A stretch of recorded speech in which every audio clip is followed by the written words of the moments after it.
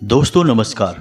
मिथुन राशि वाले मेरे मित्रों, आप सभी का आज के ज्योतिष के इस चमत्कारी और आपकी जिंदगी में एक बहुत बड़े बदलाव को लेकर आने वाले कार्यक्रम में बहुत बहुत स्वागत है।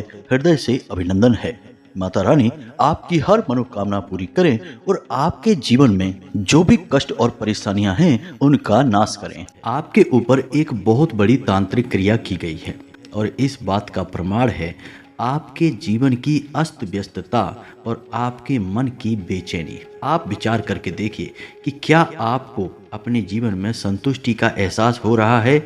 आपके मन में बेचैनी लगातार बढ़ती चली जा रही है। आपके मन में एक अनजाना सा डर हमेशा बना रहता है, भविष्य को लेकर, अपने काम धंधे व्यवसाय को लेकर, रिश्ते नातों को लेकर। बात चाहे कोई भी हो, लेकिन कहीं ना कहीं आपके मन में डर तो लगा ही रहता है।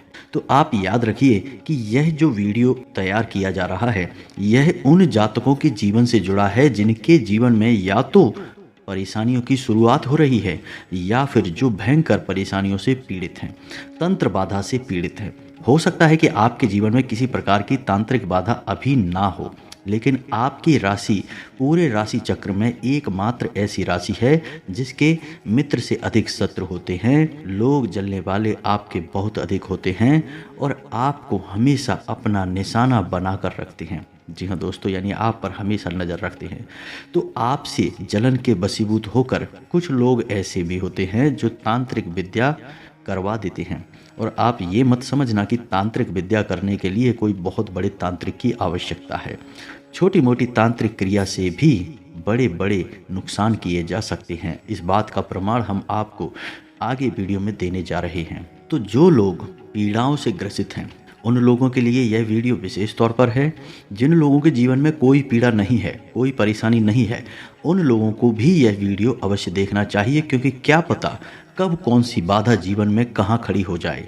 तो कम से कम यदि आपको ज्ञान है, आपको पता है कि कौन से संकेत किस क्रिया के प्रमाण हैं, तो आप कम से कम उसके उपचार तो कर ही सकते हैं, उनके समाधान पहले से ही कर ही सकते हैं। और याद रखें कि बाधा एकदम से नहीं आती, धीरे धीरे शुरुआत होती है।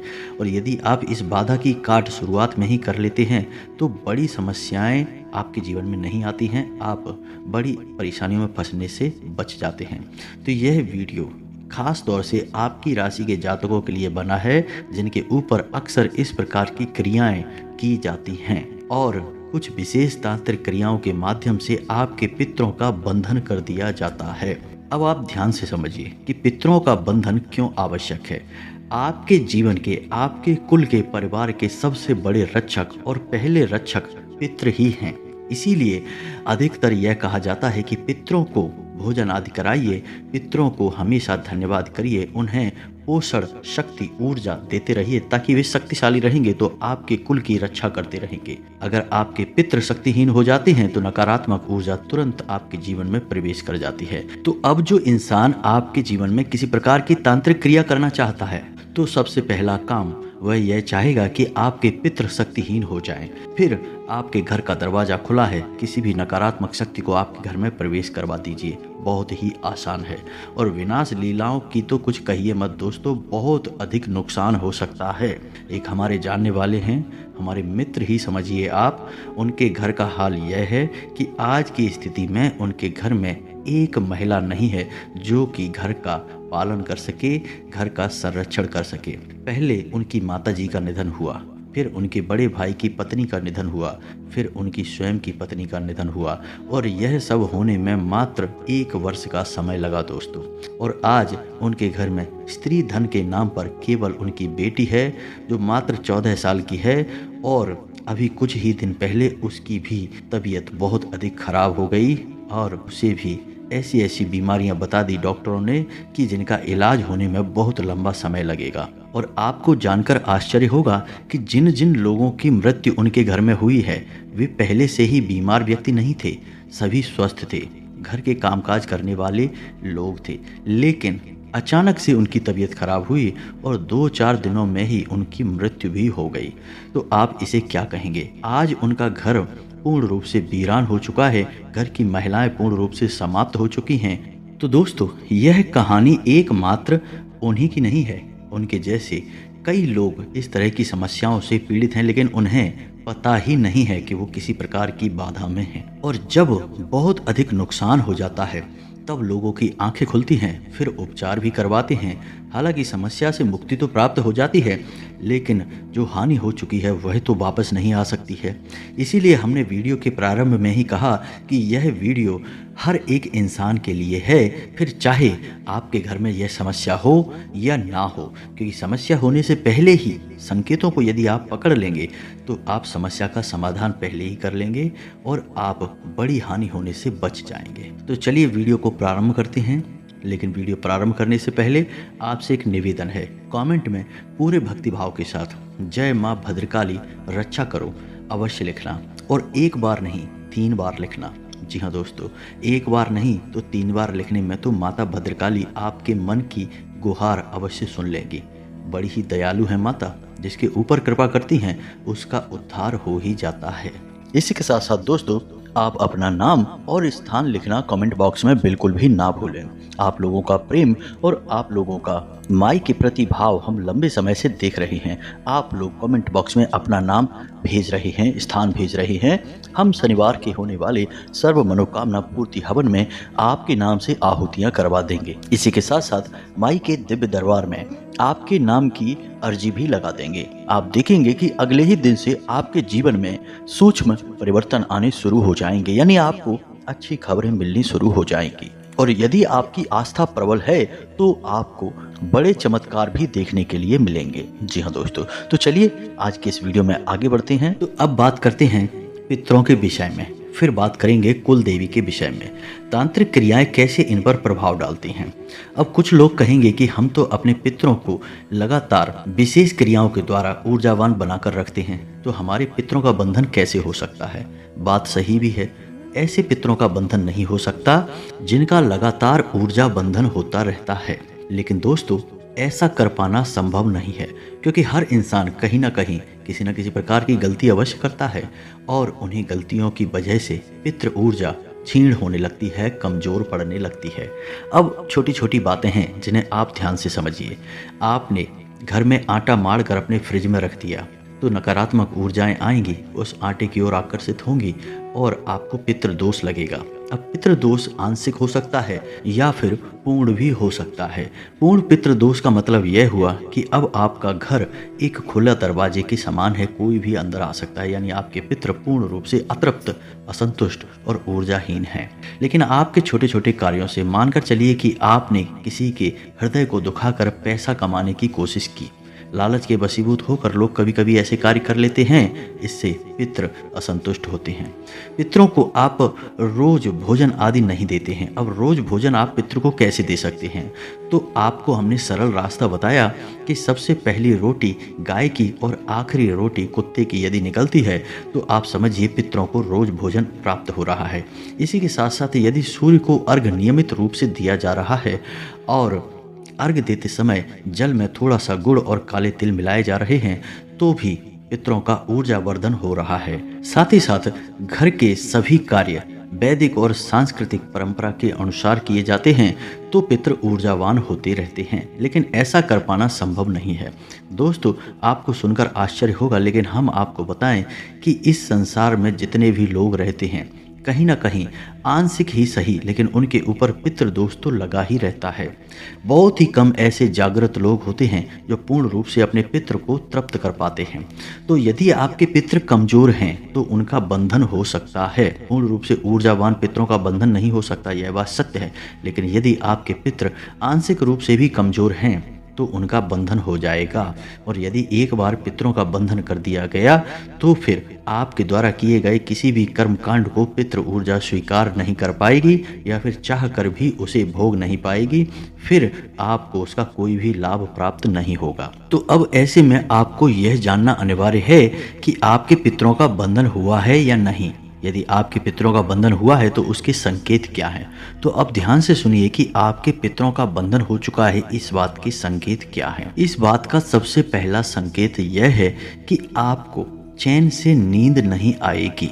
जी हाँ दोस्तों, आपके मन में एक अजीब सी घबराहट बनी रहेगी और एक अजीब सा डर आपके मन में हमेशा बना रहेगा। आपको शांति और सुकून का एहसास नहीं होगा और सबसे बड़ी बात कि रात के 11 बजे से 1 बजे के बीच आपकी नींद अक्सर टूट जाया करेगी। जी हाँ दोस्तों, यह समय पितरों का समय होता है, तो आपके पितर इस समय पर आपसे संपर्क साधने की कोशिश करते हैं। इस वजह से आपको इस समय पर या तो नींद आएगी ही नहीं, अजीब सी बेचैनी रहेगी, और यदि नींद आएगी भी तो आपकी नींद टूट जाया करेगी। जी हाँ दोस्तों, दूसरा संकेत यह है कि आपको अपने मरे हुए पुरखे पूर्वज सपने में दिखाई देंगे, लेकिन वह सामान्य सपना नहीं होगा। उस सपने में आपके पुरखे पूर्वज जो अब इस लोक पर नहीं हैं, उन लोगों की बुरी दशा दिखाई देगी, यानी कि जला हुआ शरीर दिखाई देगा, या फिर बिना कपड़ों के दिखाई देंगे, या फिर किसी और बुरी अवस्था में वो आपको दिखाई देंगे। तीसरा संकेत यह है कि आप गाय को खिलाने के लिए रोटी तो बना लेंगे, लेकिन आपके दरवाजे पर गाय कभी नहीं आएगी। आप कुत्ते को खिलाने के लिए रोटी तो बना लेंगे, आप इंतजार करेंगे, लेकिन आपके दरवाजे पर कुत्ता कभी भी नहीं आएगा। तीसरा संकेत यह है कि आपकी छत पर जब आप पक्षियों को खिलाने के लिए दाना डालेंगे तो उस दाने को खाने के लिए कोई पक्षी नहीं आएगा। चौथा संकेत यह है कि आप किसी भी शुभ कार्य को करने की मन में विचार करेंगे, तैयारी करेंगे, लेकिन उसमें बाधाएं निश्चित तौर पर आएंगी। आप चाहकर भी किसी शुभ कार्य को कर नहीं पाएंगे। और सबसे बड़ा संकेत कि घर की महिलाएं लगातार बीमार रहने लगेंगे, एक के बाद एक बीमारियां बढ़ती चली जाएंगी, और कभी कभी तो ऐसी बीमारियां लगेंगी जिनके बारे में किसी को एहसास भी नहीं होगा, यानी कि डॉक्टर कितना ही चेकअप करेगा लेकिन बीमारी का पता नहीं लगा पाएगा। जी हाँ दोस्तों, संकेत तो और भी बहुत सारे हैं, लेकिन जो मुख्य मुख्य संकेत हैं उनके विषय में हमने आपको बता दिया है। अब आप विचार करके देखना, यदि आपको इनमें से एक भी संकेत दिखाई देता है तो आप समझ जाना कि आपके पितरों का बंधन हो चुका है। अब आपको कुछ विशेष उपाय करने होंगे, तभी आपके पितृ बंधन मुक्त होंगे। तो ऐसी स्थिति में आपको 2 कार्य करने होंगे। पहला कि अपने कुल देवी या देवता की मदद लेनी होगी। आप यदि अपने कुल देवी या देवता को नियमित तौर पर नहीं पूजते हैं तो आप उन्हें पूजना शुरू करिए। लेकिन ऐसे में कुछ लोग होंगे जिन्हें अभी तक अपने कुल देवी या देवता के बारे में पता ही नहीं होगा, तो आप चाहे उनके बारे में जानते हो या ना जानते हो, लेकिन अपने घर के दरवाजे पर एक दीपक शाम के समय अपने कुल देवी या देवता के नाम का अवश्य जलाया करिए। जब भी पूजा करने बैठें तो एक बार अपने मन में अपने कुल देवी या देवता का विचार अवश्य लेकर आएं। आप भले ही उनके बारे में जानते नहीं हैं, लेकिन विचार लेकर अवश्य आएं और उनसे प्रार्थना करें कि आपके पितरों का यदि बंधन हो चुका है तो उन्हें बंधन से मुक्त करवाने में आपकी सहायता करें, और जो भी नकारात्मक ऊर्जाएं आपके घर में प्रवेश कर गई हैं उन नकारात्मक ऊर्जाओं से आपको मुक्ति प्रदान करें। जी हाँ दोस्तों, अब पितरों के बाद घर के पालन का सबसे बड़ा जिम्मा कुल देवी या देवता का ही होता है। हमारे कुल के पालनहार हैं, हमारे कुल के रक्षक हैं।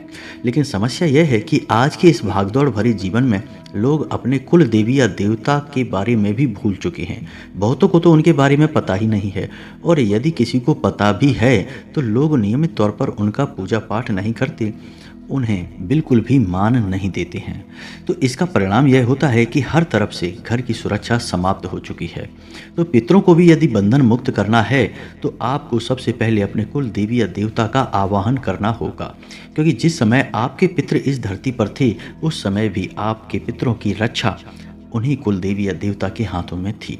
तो अब ऐसी विकट परिस्थिति में भी आपकी सहायता के लिए उन्हीं को आना होगा। जी हाँ दोस्तों, यदि आपको अपने कुल देवी या देवता के बारे में पता नहीं है तो उसके लिए आप एक उपाय कर सकते हैं जो 7 दिनों तक चलेगा, कि शुक्रवार के दिन शाम के समय यानी 8 और 9 के बीच आपको अपने घर के पूजा घर में बैठना है। स्नान आदि करने के बाद एक कलश लेना है, एक नारियल लेना है। नारियल को लाल रंग के कपड़े से लपेटकर 7 बार उसे कलावे से लपेट दें। अब जो आपने कलश लिया है उस कलश के ऊपर अन्न का कटोरा रखने के बाद गाय के घी का एक दीपक आपको जलाना है। याद रखना, दीपक आटे का बनाना है। जब भी हम कोई मनोकामना मन में लेकर विशेष महत्वाकांक्षा या मनोकामना के लिए पूजा करते हैं तो दीपक आटे का ही जलाया जाता है। तो दीपक आटे का जलाना है और जब दीपक जल जाए तो उस दीपक को आपको गाय को खिला देना है। अब आपको जो नारियल पूजा घर में आपने रखा है, उस नारियल को ही अपने कुल देवी या देवता का स्वरूप मानकर पूजना है। आपको करना कुछ नहीं है, बस दीपक जलाने के बाद आपको अपने मन में यह विचार करना है कि हम अपने कुल देवी या देवता के विषय में कुछ भी नहीं जानते हैं। यह हमारा दुर्भाग्य है कि हम आपको भूल चुके हैं, लेकिन हमारी गलती को क्षमा किया जाए और आपका जो भी स्वरूप है उसे किसी न किसी संकेत के माध्यम से हमें एहसास कराया जाए।